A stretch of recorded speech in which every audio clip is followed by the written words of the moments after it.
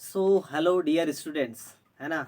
मैं आ गया हूँ आपके ये कह लीजिए कि आपकी मेहनत पर चार चांद लगाने, है ना, या आपके बैग समोसे पर एक्स्ट्रा केचप डालने के लिए। तो ये एक्स्ट्रा केचप है। अगर आपने इस चीज़ को अच्छे से समझ लिया तो मैं सच बता रहा हूँ, चार चांद लग जाएंगे आपकी मेहनत पर। आप अगर इन छोटी छोटी बातों का ध्यान रखेंगे तो बड़ी मिस्टेक्स होने से बच जाएगी।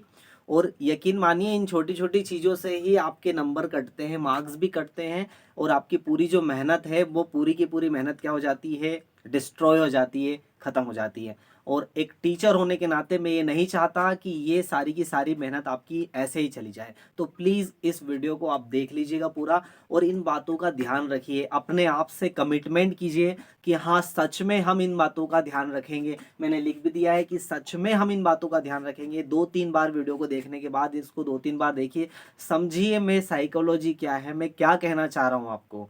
आप बहुत कुछ मेहनत करते हैं लेकिन मिलता नहीं है। वो मिलने के लिए, मैक्सिमम आउटपुट मिलने के लिए, मैक्सिमम मार्क्स मिलने के लिए आप प्लीज़ इस चीज़ को ध्यान से समझिएगा। तो यहाँ पर मैंने इसका हेडिंग डाला, how to write in chemistry paper. Chemistry, special chemistry paper में हमें किस तरह से लिखना चाहिए वो हमें ध्यान से समझना है। तो उसको समझने के लिए हमको समझने की ज़रूरत है कि हमारे यहाँ पर जो क्वेश्चंस आने वाले हैं वो टाइप्स ऑफ क्वेश्चंस कैसे हैं, किस टाइप के क्वेश्चंस हैं, और किस टाइप का क्वेश्चन हमें यदि पता चल जाता है तो हम उन्हें बहुत अच्छे तरीके से क्या कर सकते हैं, ऑर्गेनाइज कर सकते हैं, उनके लिए हम बातें कर सकते हैं।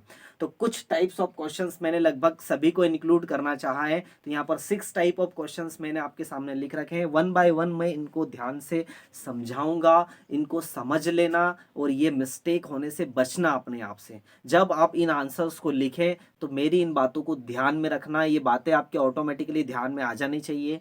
एक बार आपके माइंड में ये क्लिक कर देना चाहिए कि क्या हम सही कर रहे हैं।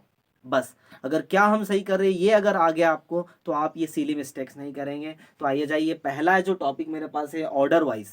ऑर्डर वाइज क्वेश्चन आते हैं इंक्रीजिंग ऑर्डर और डिक्रीजिंग ऑर्डर में। ठीक है।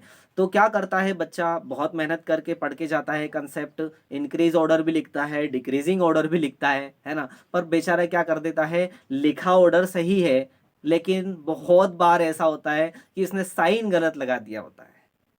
आपने लिखा तो सही ऑर्डर है कि ये कंपाउंड यहाँ पर आ गया है, ये छोटा है, ये बड़ा। इंक्रीजिंग ऑर्डर में सबसे पहले क्या है, छोटा, फिर उससे बड़ा, फिर उससे बड़ा, फिर उससे बड़ा ही आता है। तो आपने ये तो लिख दिया सही, लेकिन साइन कौन से लगा दिया आपने, ये लगा दिया। आपका आंसर क्या हो गया, पूरा कर। देखिए छोटी सी बात है लेकिन पूरे नंबर लेके जाएगी आपको। फिर आप बोलोगे कि हमारी क्या गलती है।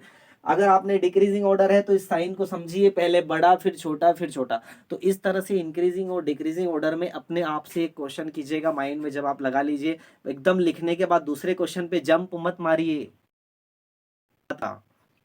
मत लगाइए जंप। पहले समझिए कि हाँ आपने सही लिखा है, एक बार इसको क्वेश्चन कीजिए।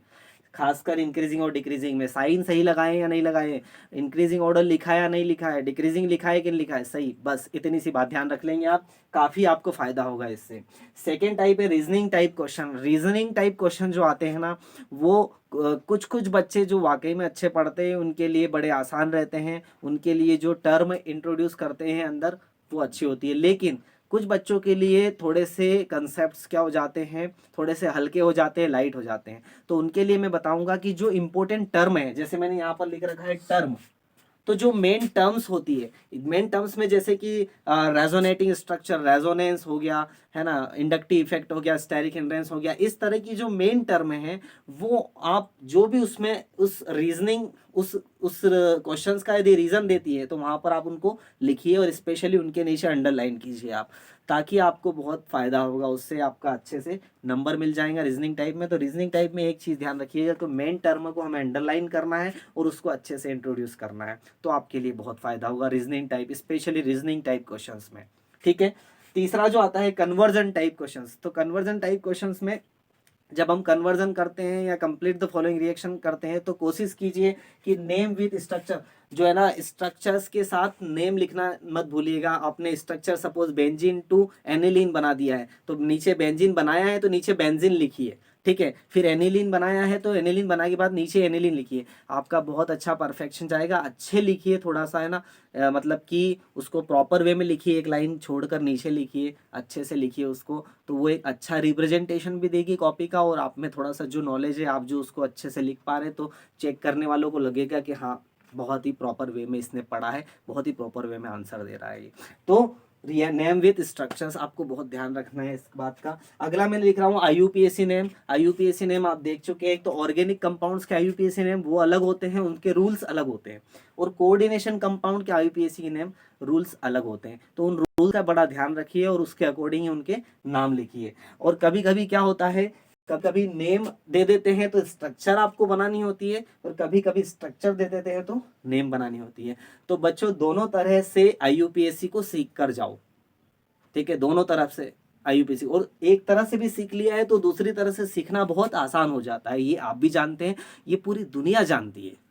समझ में आ रहा? तो एक तरफ सीख गए तो दूसरी तरफ को भी अच्छे से प्रैक्टिस करके जाओ उसका, तो बहुत अच्छे नंबर लेके आएंगे आप। आईयूपीएससी बहुत एक बैकबोन है ऑर्गेनिक की, कोऑर्डिनेशन की भी, इसलिए आप समझिए इस बात को।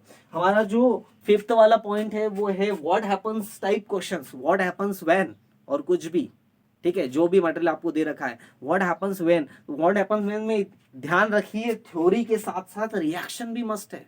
यहाँ पर लिख रखा है थ्योरी प्लस रिएक्शन मस्ट है, तो रिएक्शन को भी लिखिए, है ना, कि जब हम मैग्नीशियम की रिएक्शन ऑक्सीजन की प्रेजेंस में करवाते हैं तो मैग्नीशियम ऑक्साइड बनता है। ये तो हमने थ्योरी लिख दी है, लेकिन मैग्नीशियम ऑक्सीजन रिएक्ट करके एमजीओ बनाना है आपको। अगर इस तरह से आप what happens when type question में आप लिखेंगे तो एक बढ़िया लगेगा, मतलब मजा आ जाएगा, बता रहा हूँ मैं आपको, पूरे पूरे नंबर मिलेंगे, अपने आप को भी सेटिस्फेक्शन मिलेगा, और हम करके आए यार, इतना जज्बा आएगा अंदर का अंदर अपने आप में, ठीक है। तो इस चीज का भी ध्यान रखें, इतना तो पढ़ ही रहे, इतना और पढ़ लेंगे, है ना, जरा सा और केचप लगा देंगे, मजा आ जाएगा, थोड़ा सा और चाहिए यार, टेस्ट बनाना है अपने को, वैसा ही टेस्ट यहाँ पर भी आना चाहिए अपना, बस इतनी सी बात को ध्यान रखना।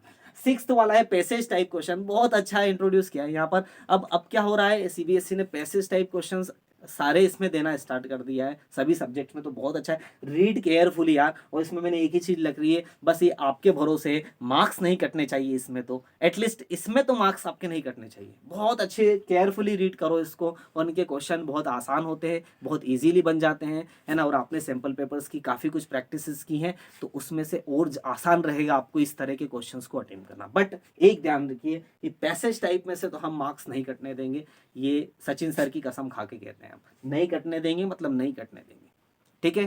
तो इतनी चीज़ों का आप ध्यान रखेंगे, मैं श्योर हूँ पक्का, और आपको भी श्योर करता हूँ कि आपका बहुत ही अच्छा केचअप लगेगा, ठीक है, एग्जाम में मज़ा आ जाएगा आपको, बेहतरीन आपका पेपर जाएगा। और इन सारी चीज़ों का ध्यान रखिए। सो मेरी तरफ से आपको बहुत बहुत शुभकामनाएं, wish you all the very best, and ध्यान रखिए। और कुछ डाउट्स हो तो आप कमेंट सेक्शन में कर सकते हैं, and thank you so much for watching, है ना। और शेयर कीजिए यार, है ना, हेल्प हो जाएगी लोगों की, बच्चों की, आपके ही जैसे बच्चों की हेल्प हो जाएगी। कुछ नहीं आता है बच्चों को, कुछ डरे हुए हैं, तो इन चीज़ों का ध्यान रखेंगे तो एटलीस्ट उनके नंबर तो कम से कम नहीं कटेंगे, है ना। सो बाय बाय, थैंक यू।